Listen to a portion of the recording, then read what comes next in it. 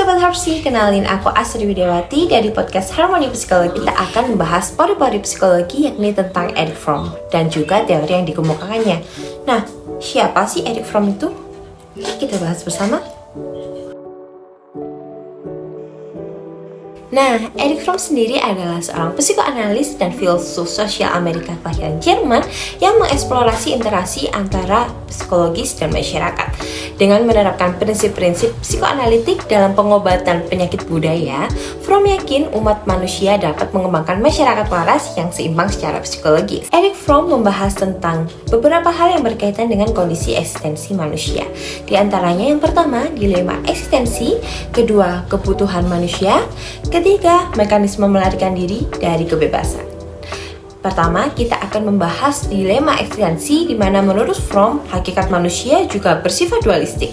Paling tidak ada 4 dualistik dalam diri manusia. Dilema ini tidak pernah terselesaikan, tapi orang harus berusaha menjembatani dualisme ini agar tidak menjadi gila. Dualisme itu aspek binatang dan manusia, kehidupan dan kematian, ketidaksempurnaan dan kesempurnaan, kesendirian dan kebersamaan merupakan kondisi dasar eksistensi manusia. Kedua, kita akan membahas tentang kebutuhan manusia yang menurut Fromm sendiri terbagi atas 2 kelompok, diantaranya kebutuhan kebebasan dan ketertarikan. Nah, pertama, keterhubungan atau relatedness, kebutuhan mengatasi perasaan kesendirian dan terisolasi dari alam dan dunianya sendiri, dan membuat kita bergabung dengan makhluk lain yang dicintai dan menjadi bagian dari sesuatu.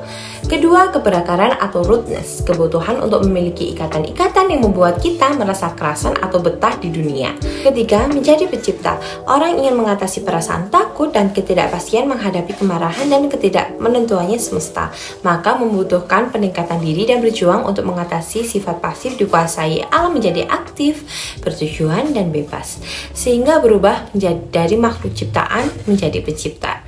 Keempat, kesatuan atau unity, kebutuhan untuk mengatasi eksistensi keterpisahan antara hakikat binatang dan non-binatang dalam diri seseorang. Keempat, identity atau identitas, kebutuhan untuk sadar dengan dirinya sendiri sebagai sesuatu yang terpisah. Manusia harus dapat mengontrol nasibnya sendiri, harus bisa membuat keputusan. Selanjutnya kita akan membahas kelompok kedua, yakni tentang kebutuhan untuk memahami dan beraktivitas. Yang pertama ada kerangka orientasi. Kerangka orientasi adalah seperangkat keyakinan mengenai eksistensi hidup, perjalanan tingkah laku, bagaimana yang harus dikerjakannya yang dibutuhkan untuk memperoleh kesehatan jiwa. Yang kedua ada kerangka kesetiaan, yakni kebutuhan untuk memiliki tujuan hidup yang mutlak. Yang ketiga ada keterangsangan dan stimulasi, yakni kebutuhan untuk melatih sistem syaraf untuk memanfaatkan kemampuan otak. Dan yang keempat ada keefektifan, yakni kebutuhan untuk menyadari eksistensi diri melawan perasaan tidak mampu melatih kompetensi atau kemampuan. Kompetensi ketiga adalah pembahasan mengenai mekanisme melarikan diri dari kebebasan. Cara memperoleh rasa aman dengan berlindung di bawah kekuatan lain disebut mekanisme pelarian.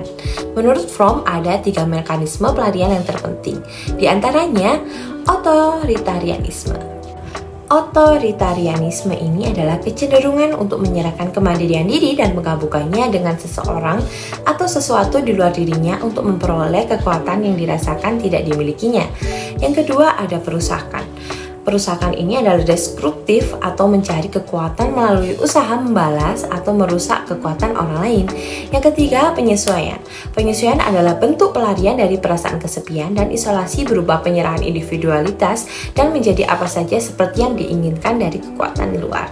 Nah, Erich Fromm juga membahas tentang tipologi sosial, salah satu diantaranya ada karakter sosial, dan beliau juga menjelaskan tentang keterkaitan karakter dan masyarakat, di mana masyarakat membentuk karakter pribadi melalui orang tua dan pendidik yang membuat anak bersedia bertingkah laku seperti yang dikehendaki masyarakat. Seperti apa masyarakat kapitalis yang membuat anak diajari menabung sehingga cukup modal untuk mengembangkan ekonomi.